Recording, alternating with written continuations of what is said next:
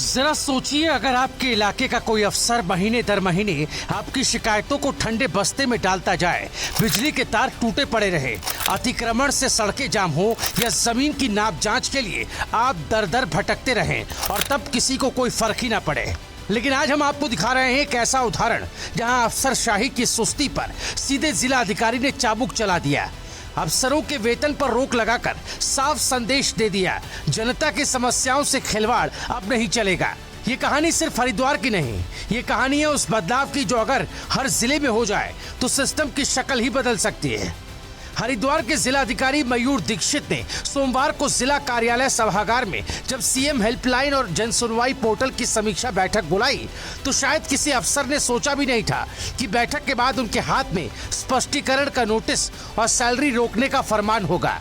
बैठक में सामने आया कि जनता की शिकायतों के निस्तारण की रफ्तार बेहद धीमी है। लोग महीनों से बिजली, पानी, जमीन की पैमाइश और अतिक्रमण की समस्याएं लेकर चक्कर काट रहे हैं। अफसरों के दफ्तरों में फाइलें धूल फांक रही हैं। जिलाधिकारी ने नाराजगी जताई और तत्काल बड़ा फैसला लिया।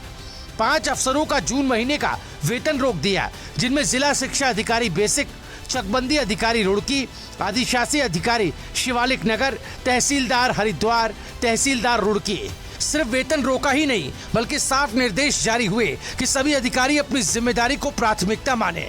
लेकिन सवाल यहीं से उठता है, आखिर ऐसी कार्रवाई जरूरी क्यों है? जनसुनवाई तंत्र में इतनी सुस्ती क्यों पनप जाती है? हरिद्वार डीएम की कार्रवाई इसलिए जरूरी है क्योंकि जनता के धैर्य की भी एक सीमा होती है। जब लोग बार बार शिकायतें दर्ज कराते हैं और अफसर उन पर ध्यान नहीं देते तो भरोसा खत्म होने लगता है।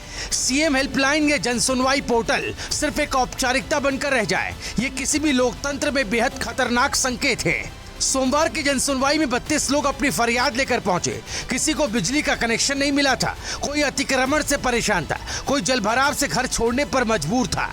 लेकिन जिलाधिकारी ने न सिर्फ हर व्यक्ति की समस्या शालीनता से सुनी बल्कि ज्यादातर का समाधान मौके पर ही कर दिया। बाकी समस्याओं पर विभागीय अफसरों को सख्त आदेश दिए, प्राथमिकता के आधार पर समाधान कर रिपोर्ट पेश करो। ये वो तरीका है जिससे जनता और प्रशासन के बीच भरोसे की डोर मजबूत होती है। क्या अन्य जिलों में भी अफसरों पर इस तरह की सख्ती लागू होती है? अगर हर जिले में डीएम स्तर पर लगातार मॉनिटरिंग हो तो क्या फाइलों की धूल खुद ब खुद झड़ जाएगी? अफसरों को जनता से सीधा संवाद करने में हिचक क्यों होती है? क्या ये कार्रवाई केवल एक दिखावा है या अब सच्चा सुधार शुरू होगा? इन सवालों के जवाब आने वाले वक्त में खुद मिल जाएंगे। ये कार्रवाई क्यों मिसाल बन सकती है? क्योंकि हरिद्वार डीएम ने दिखा दिया कि सरकार की मंशा को जमीनी स्तर तक पहुंचाने के लिए केवल बैठकों और भाषणों से काम नहीं चलेगा। सख्ती भी जरूरी है, अनुशासन भी जरूरी है और अफसरों की जवाबदेही तय करना भी जरूरी है।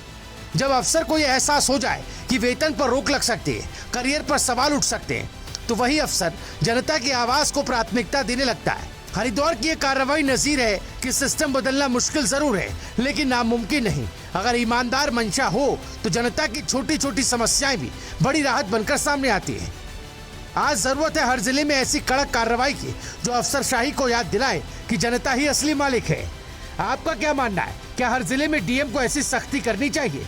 क्या अफसरों की वेतन रोकने जैसी कार्रवाई ज्यादा असरदार होती है?